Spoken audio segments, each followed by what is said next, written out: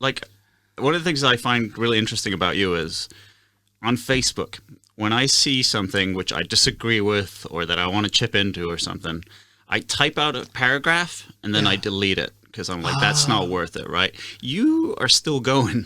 Yeah. I lost that kind of idealism some time ago. How do you hold on to that? Why do you still carry hopes for random conversations with people who are kind of at a diametrically opposed place to you? Well, the key word is hope. My wife and others say I'm wildly naive. But I said on a recent podcast episode, maybe 2 episodes back, I said I'll never give up on a racist. Mm-hmm. And I can expand on that by saying I'll never give up on someone who holds hatred or divisiveness or any of these negative things that we very often see on social media. If they hold those things in their heart, I just won't give up on that person. I'm a true believer in growth through dialogue. I think that, if we look at racism, for example, I believe that there are very few true racists. And what I mean by that is I don't believe that there are many racists out there who don't know that their beliefs are fucked up. Mm-hmm. You know you're wrong. You know you're evil. You know that your racism is not based in fact. I believe that most of them are people who at a very young age were taught that by their parents or by their surroundings, and they've come to identify with that line of thinking.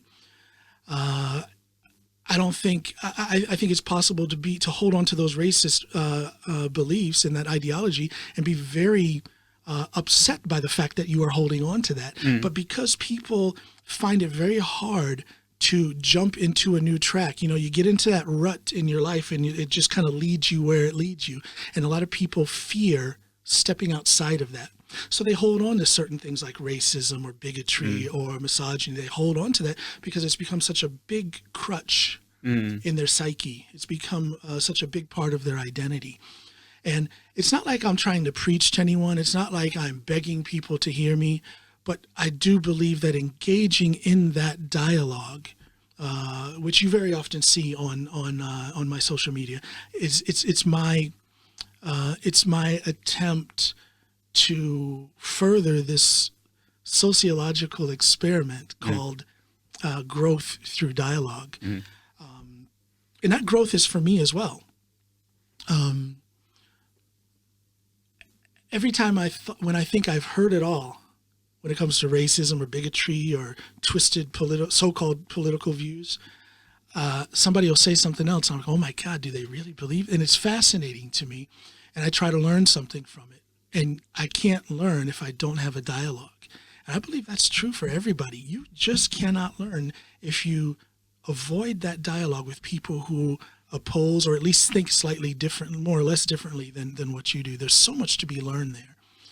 So I also believe that there can be growth and a gaining of knowledge through observation, so that maybe some of the people who, for example, listen to my podcast or see that exchange, that long, sometimes 150 comment long exchange on my social media, they might learn something, and not necessarily from me. I'm not saying I'm some kind of a guru or something, but they might.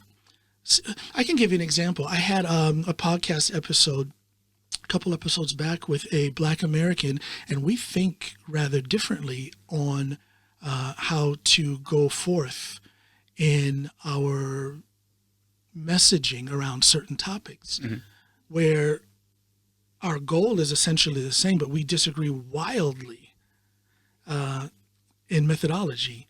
He's accused me in so many words of being soft, of being some sort of a sellout or some sort of attention seeker. Yeah. And that was an interesting conversation for me. I don't know if it was for him or not, but my hope is that my listeners or viewers in that case saw something in that conversation that taught them. Maybe it taught them at the very least, if you're Norwegian and you don't know that many Black Americans, maybe it taught you, wow, they're different. They're not a monolith. Yeah. You know what I mean? So those kind of learning moments, those kind of opportunities for mental or ideological growth don't exist if there is no dialogue. So it takes a lot for me to really stiff arm somebody and never speak with them. I did tell a guy about 4 days ago to screw off from my social media because he was just throwing insult after insult at me, Yeah. at some other people on the page. And it got to a point where there was nothing to learn. There was no dialogue. That's not a dialogue. So I guess I have a lot of patience. I've been told that my patience is legendary. I don't know about that, but I am a patient man. But that's because I'm seeking knowledge. I'm seeking growth, and I'm not going to get that if I don't engage. Yeah, that's a very good point. Even if it's stuff that you're uncomfortable with and that you would dismiss out of hand, Yes, you want to examine, okay, why do I believe that? And examine your own underpinnings. I know myself, there's stuff that I have held from a young age, and then I'm like, wait, yeah, I just took that on board yes, and didn't pose any of the questions. right. And yeah, it's also another thing you mentioned is that you talked about the people watching the discussion. It's not always about the person you're discussing with, right? Sometimes there's other people, and you can make a better case or even just demonstrate that you're more willing to talk alone and have more credence than the other guy. Well, I don't know if that's a conscious decision to display from my side, because I'm not looking for anybody to pat me on the back. I mean, it is something that is displayed through the course of that conversation. But again, it's a sincere desire to learn. I am far from a finished product. I have so much more to do, so much more to learn, so much more to give. I hope I have more to give. And again, it just boils down to my intense desire to have dialogue. I don't want, I'll put it to you this way, that podcast episode that I referred to a couple episodes back with the other Black American gentleman is the first episode I've had where there is even a hint of conflict between me and my guest. I've seen you ask people to bring it. I know, I'm begging them, and it's not like I want to fight with somebody, but I want somebody who thinks differently than me, and I want to have that discussion. I want to put it on my podcast platform again in the hopes of putting something out there that other people can learn from. And that's very hard to do. I've seen people on my social media put out the craziest conspiracy theories. You know, the election was stolen in the States, and you know, QAnon this and that. And I asked them, I say, you know, you believe pretty strongly in these things. Would you like to come on my podcast? We can have a discussion, and maybe people can learn something from you.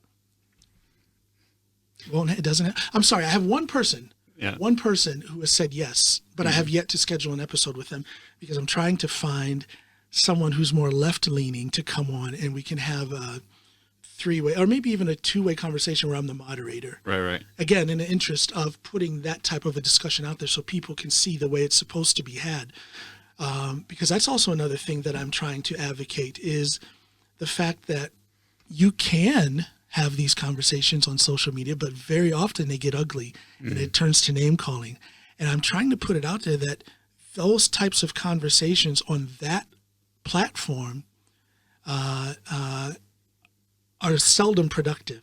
Take it out of that platform and put it in either a face-to-face conversation or at least on the telephone, or even better on a podcast or a radio show, so that listeners or viewers can see, because I think a lot of people are forgetting that it's possible to disagree without yelling, screaming, name calling, and hating.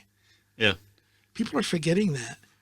There seems to be certain issues where people are saying, like, there can be no diversity of opinion on this field. There's just what's right and what's wrong. I think that's partly politicization, I think. I think so, yeah.